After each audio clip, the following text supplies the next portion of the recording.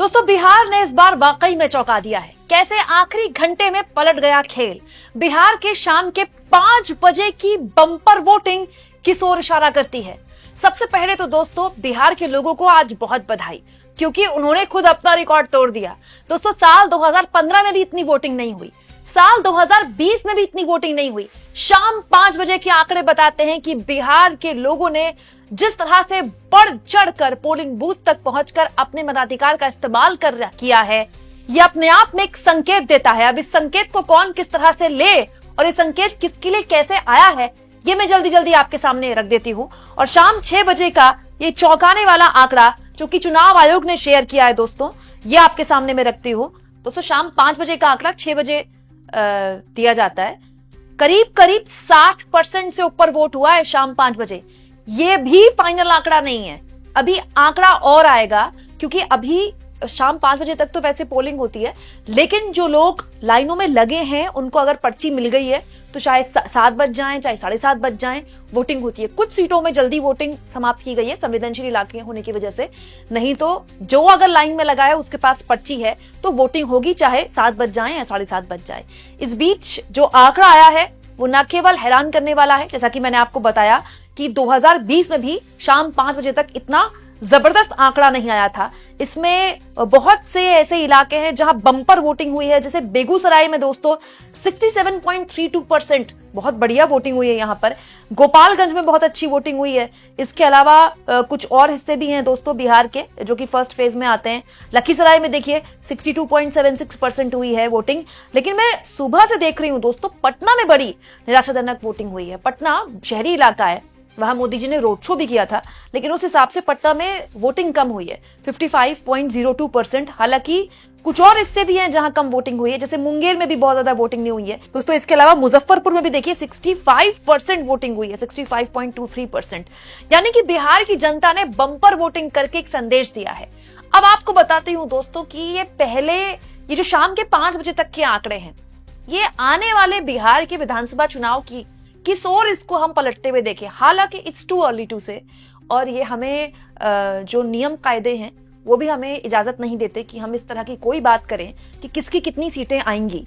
पहले चरण के मतदान में किसका कितना पड़ला भारी है और किसको कितनी सीटें मिल सकती हैं, ये हम बिल्कुल भी नहीं कह सकते। हम नियम कायदों के अंतर्गत बने हुए हैं। लेकिन जो संकेत मुझे आज पूरा दिन फील्ड से मिले और जो मैं लगातार लोगों से बात कर रही थी दोस्तों, वो उनमें बहुत सी चीजें चौंकाने वाली हैं। इससे सबसे पहली बात पिछले कई दिनों से मैं नोटिस कर रही थी, और आज बिहार के पत्रकारों से बात करके भी मुझे एक बात समझ में आई।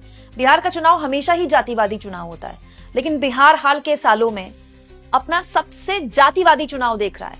ये चुनाव जो है, जो +40 वोटर है, सब जाति पर वोट दे रहा है। और ये दोनों ही गठबंधनों के लिए एक टेंशन भी है, एक गुड न्यूज भी है। अब जैसे मैं खुले तौर पर तो आपको नहीं बता सकती, लेकिन जन स्वराज का जब उदय हुआ था बिहार में, तो ये माना जा रहा था कि ये सरकार विरोधी वोट हथियाएगा प्रशांत किशोर का दल, और ये माना गया कि ये तेजस्वी यादव और महागठबंधन के लिए नुकसानदेह है। लेकिन चुनाव आते आते आज जो खबरें आई हैं फील्ड से भी और 1-2 दिन पहले से भी जो खबरें आ रही थी, जन स्वराज ने दोस्तों बीजेपी को भी परेशान किया। क्यों? क्योंकि जब चुनाव आप घोर जातिवादी हो जाता है, हर आदमी अपनी जात ढूंढता है, मैं अपनी जाति के नेता को वोट करूं। बिहार में लंबे टाइम से सवर्ण जाति का कोई इतना बड़ा स्टेचर का नेता नहीं पैदा हुआ जिसको नेशनल मीडिया आके कवर करे। प्रशांत किशोर के नहीं हुए होंगे, अगर सारे यूट्यूबर्स और सारे न्यूज चैनल्स और सारे अखबार मिलाकर अगर मैं बता दूं, नहीं हुए होंगे तो पिछले 1 साल में 100 से ऊपर इंटरव्यू हुए हैं। इतने इंटरव्यू हुए हैं कि सारे रिपोर्टरों का एक ही उद्देश्य रह गया है कि बिहार अगर जाना है तो प्रशांत किशोर का इंटरव्यू करके आना है। सारे यूट्यूबर्स, सारे न्यूज चैनल्स के रिपोर्टर, सारे एंकरों ने 2-2, 3-3 बार प्रशांत किशोर को इंटरव्यू किए हैं। इतना ज्यादा उनको मीडिया स्पेस मिला, जिसके जरिए एक एस्पिरेशन पैदा हुई है सवर्ण मतदाता में। ये वो सवर्ण मतदाता है जो बीजेपी का बहुत स्ट्रॉन्ग वोटर है।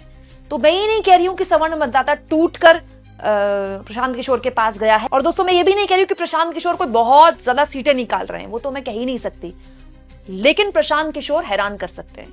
कई जगह वो खेल खराब कर रहे हैं किसी का, कई जगह खेल बना भी रहे हैं, कई जगह फायदा भी पहुंचा रहे हैं। अब किसको, ये इसके लिए आपको थोड़ा सा इंतजार करना पड़ेगा। इट्स टू अर्ली टू से। यहां एक और चीज मैं आपको बताऊं दोस्तों, नीतीश कुमार भी एक फैक्टर बनकर उभरे हैं। नीतीश कुमार को चुनाव से पहले किसी ने सोचा नहीं था, बट नीतीश कुमार ने सरप्राइज किया है। खास तौर पर आज की जो वोटिंग हुई है उसमें कई हिस्सों में नीतीश कुमार ने इसलिए भी अपने आप को परफॉर्म अच्छा करके दिखाना था, क्योंकि पिछली बार दोस्तों नीतीश कुमार की जब लड़ाई इस पहले चरण के मतदान में कई सीटों में आरजेडी से हुई थी, तो जेडीयू बहुत अच्छा परफॉर्म नहीं कर पाई थी।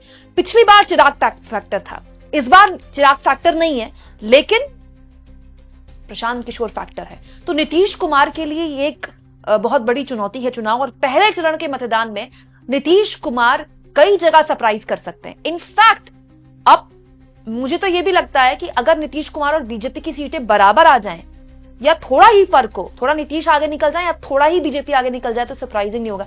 नीतीश कुमार इस वक्त एनडीए के सबसे बड़े एसेट है। सोचिए, अपने सबसे बड़े एसेट को बीजेपी ने ऐसे झटक दिया। उनको पता नहीं सीएम उम्मीदवार क्यों नहीं बनाया, पता नहीं बीजेपी को क्या गलतफहमी थी। मतलब ये बीजेपी के लिए सबसे बड़ी चुनौती बनकर उभरेगा जिस तरह से, क्योंकि दोस्तों कई सीटों में कुर्मी वोटर, जो जागरूक कुर्मी वोटर होता है, जो नीतीश कुमार जहां भी जाते हैं उनके साथ, नीतीश कुमार का तो खैर वोटर हमेशा ही जहां जाते हैं उनके साथ ही जाता है, क्योंकि नीतीश कुमार खुद भी कुर्मी समाज से आते हैं। तो कुर्मी वोटर इस बार बहुत सीटों में, मैंने आज सोशल मीडिया में सुबह से मैं देख रही थी, बहुत सारे कुर्मी वोटर खुलेआम लिख रहे थे कि नीतीश कुमार को सीएम नहीं बनाएंगे तो समझ लीजिए कि लालटेन ही तीर है, तीर ही लालटेन है। हालांकि नारा पिछले कई दिनों से चल रहा है, लेकिन आज इसकी गूंज सुनाई दी। अब ईवीएम के बटन में कितनी गूंज सुनाई देगी वो अलग बात है, लेकिन ये एक फैक्टर है। एक और दोस्तों प्रशांत किशोर के लिए जो मैंने नोटिस किया है, जितना मैं समझी हूं लोगों से बात करके, प्रशांत किशोर की जो मौजूदगी है, बहुत सारे लोग कुछ ज्यादा बोल रहे हैं प्रशांत किशोर के लिए। मुझे अभी भी लगता है कि प्रशांत किशोर जो दावा कर रहे हैं कि 150 सीटें वो लाएंगे, ऐसा नहीं होगा। लेकिन हाँ, प्रशांत किशोर की मौजूदगी शहरी इलाकों में ज्यादा है, ग्रामीण इलाकों में कम है। ग्रामीण इलाकों में चर्चा हो सकती है, उनकी सभाओं में भीड़ हो सकती है, लेकिन ग्रामीण हल्का अभी उनको वोट देने के लिए बहुत ज्यादा तैयार नहीं है। ग्रामीण हल्का उनको तरफ परखना चाहता है, देखना चाहता है, कोई बात नहीं अभी तो आए हैं, अब अगले चुनाव में देखेंगे। थोड़ा सा उनके संयम का इम्तिहान लेना चाहता है ग्रामीण तबका। एक और चीज जो कि पूरे चुनाव में हमने देखी, जिस पर हर किसी की नजर थी, महिला मतदाता। आज सुबह से जितनी तस्वीरें मैं देख रही थी दोस्तों, जितने लोगों से मैं बात कर रही थी, महिला मतदाता क्या गजब के टर्नआउट के साथ पोलिंग बूथ पर पहुंची है। बहुत से लोग इसको इंटरप्रेट कर रहे हैं कि देखिए नीतीश कुमार के लिए है ये, लेकिन ऐसा नहीं होता है दोस्तों। हर महिला के खाते में 10,000 रुपए नहीं आए हैं, लेकिन ये बात सच है कि महिला मतदाता की जो मौजूदगी है, ये अपने आप में बहुत सारे समीकरण तोड़ते हुए दिखाई देती है। अक्रॉस पार्टी लाइन, अक्रॉस जाति लाइन, अक्रॉस धार्मिक लाइनों से ऊपर उठकर महिला मतदाता ने बिहार में चेंज के लिए वोट किया है हमेशा। एक और चीज जो मेरे दिमाग में आई, तो मुझे लगा आपके साथ शेयर किया जाए। मुझे ऐसा लगता है आज जो मैं वोटिंग को देख रही थी, ये चुनाव जो है ना दोस्तों, मेमोरी का चुनाव है, याद का चुनाव है। लालू यादव की याद और नीतीश कुमार की राजनीति की याद। लालू यादव की राजनीति की याद क्या है? आप कहेंगे जंगल राज, नहीं, ये तो मीडिया, सवर्ण मीडिया द्वारा प्रायोजित किया गया है। ये बात सही है कि वहां लॉ एंड ऑर्डर की सबसे बड़ी समस्या थी, बहुत ज्यादा समस्या थी, लेकिन एक और चीज की थी लालू यादव ने, जो उस वक्त के बिहार में कल्पना भी नहीं की जा सकती थी। पिछड़ों और बिल्कुल जो दलित समाज के लोग थे, जिनको चप्पल पहनने की भी इजाजत नहीं मिलती थी गांव में, अगर कोई सो कॉल्ड सवर्ण जाति का आ जाए तो उनकी जो अस्मिता लौटाई है लालू यादव ने। लालू यादव इसलिए इतने बड़े नेता हैं। लालू यादव को कोई भले ही उनका मजाक उड़ा दें, उनको मस्करे के तौर पर पेश किया जाए, या फिर उनको जंगल राज के से प्रोजेक्ट किया जाए, लेकिन लालू यादव ने बिहार की उन बिल्कुल पिछड़ी जातियों को, जिनको कुछ पूछता नहीं था आज से पहले, उनको आवाज दी। ये लालू यादव की उस मेमोरी का भी चुनाव है, ध्यान रखिएगा।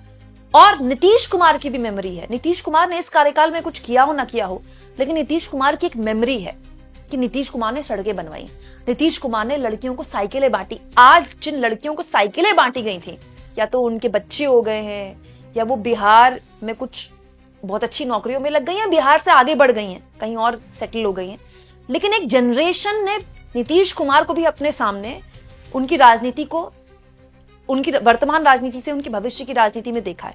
तो ये जो चुनाव है ना, दोनों ही जो दो बड़े नेता हैं बिहार के, लालू यादव और नीतीश कुमार, उनकी मेमोरी का भी चुनाव है। और आज का जब पूरा वोटिंग प्रतिशत आएगा और उसके बाद जब दूसरे चरण के मतदान को आगे बढ़ेगा माहौल, आप देखिएगा। यही वजह है कि प्रधानमंत्री नरेंद्र मोदी अपनी रैलियों में अब तेजस्वी पर कम लालू यादव पर ज्यादा ध्यान देते हैं। ये बात, ये रिपोर्ट पीएम मोदी के पास पहुंच रही है कि लालू यादव की जो यादें हैं पिछड़ी जातियों के बीच, महादलित जातियों के बीच, ये बात सही है कि नीतीश कुमार नहीं महादलित जैसा कोई कैटेगरी बनाई अपने रहते हुए, यही उनकी सबसे बड़ी जीत है, इसीलिए उनके पास इतना बड़ा वोट बैंक हमेशा से है। लेकिन उन जातियों को भी अस्मिता, सम्मान अगर किसने दिलाया तो लालू यादव है। इसका जिक्र सवर्ण मीडिया कभी नहीं करेगी। लालू यादव को हमेशा जंगल राज के तौर पर ही प्रोजेक्ट किया जाता है। तो बहुत सी चीजें हैं दोस्तों जो होनी है। एक और चीज होनी है, 7:30 बजे प्रेस कॉन्फ्रेंस भी होनी है। जी हाँ दोस्तों, पटना में चुनाव आयोग, जो राज्य का चुनाव आयोग है, वो प्रेस कॉन्फ्रेंस करने वाला है। तो कुल जमा बात यह है कि ये जो वोटिंग प्रतिशत है, अब इसको किस तरह से लिया जाए। जो बड़ा हुआ वोटिंग प्रतिशत होता है, सामान्यतः माना जाता है कि ये बदलाव के लिए वोट करता है, क्योंकि दोस्तों इस बार कोई लहर तो थी नहीं। अब अंडर करंट हो तो कुछ कह नहीं सकते, लेकिन जितना हम समझे ऐसी कोई लहर नहीं थी कि भाई नीतीश कुमार को सीएम बनाना है। पूर्व में ऐसे चुनाव रहे हैं बिहार में जिसमें नीतीश को सीएम बनाना है वाला चुनाव रहा है। इस बार ऐसा चुनाव नहीं था। तो फिर ये बड़ा हुआ वोटिंग प्रतिशत किस ओर जा रहा है। एक और चीज, महिला वोटर्स के लिए मैंने आपको बताया कि महिला वोटर्स ने वाकई में मतलब दिखाया है कि सबसे गरीब मतदाता कैसे सबसे ज्यादा इंतजार कर सकता है वोटिंग के लिए। 2-2, 3-3 घंटे से लाइनों में लगे। एक और चीज दोस्तों, जो युवा वोटर है, जिस पर बीजेपी समझती थी कि उसका एक छत्र राज है, क्योंकि मोदी का एक अपील थी, उस युवा वोटर में बहुत बड़े पैमाने पर तेजस्वी यादव ने डेंट किया है। और उस युवा वोटर को मैं केवल फर्स्ट टाइम वोटर के तौर पर नहीं देख रही हूँ। 25-26 साल तक के, इनफैक्ट 27-28 साल तक का वो वोटर जो शायद कोई तैयारी कर रहा है पटना में, या पटना आता है वोट करने के लिए, दिल्ली में कोई तैयारी कर रहा है, किसी तरह की नौकरी के लिए तैयारी कर रहा है, कोई जॉब हंट कर रहा है। नौकरी के अलावा भी उस युवा वोटर में एक चार्म है तेजस्वी यादव को लेकर। ये चार्म किसी भी नेता में दिखाई नहीं देता। इस बात को मैं बार बार बोलती हूं, फिर बोलती हूं, तेजस्वी यादव बहुत बड़े वोट कैचर हो, ना बन पाए, वो तो चुनाव के बाद पता चलेगा, लेकिन सबसे बड़े क्राउड पुलर है। इस वक्त अगर बिहार में सबसे ज्यादा भीड़ जुटाने का दम कोई रखता है तो वो केवल तेजस्वी यादव है। नरेंद्र मोदी की रैलियों में कैसे भीड़ जुटाई जाती है मुझे आपको बताने की जरूरत नहीं है, लेकिन जो बेकाबू भीड़ तेजस्वी यादव की रैलियों में, जनसभाओं में केवल युवाओं की देखने को मिलती है, वो केवल तेजस्वी यादव कर सकते हैं। भले ही आज वर्तमान में बिहार में नीतीश कुमार की राजनीति को दरकिनार ना किया जा सके, लेकिन आप मेरी बात लिख कर ले लीजिए, तेजस्वी यादव ही बिहार के भविष्य है। अब उनको आज कोई माने या कल माने या अगले चुनाव में माने या इस चुनाव में उनको सीएम बना दे, लेकिन तेजस्वी यादव के बिना आप बिहार की आने वाली पॉलिटिक्स को, चाहे वो मतदान खत्म होने के बाद जो नतीजे होंगे उस पॉलिटिक्स को या उसके बाद की पॉलिटिक्स को इमेजिन ही नहीं कर सकते। ठीक वैसे ही आप आज जो बिहार में पॉलिटिक्स हो रही है उसमें नीतीश कुमार के बिना बिहार की पॉलिटिक्स को इमेजिन ही नहीं कर सकते। आप इस मुद्दे पर क्या सोचते हैं, कमेंट बॉक्स में जरूर लिखें।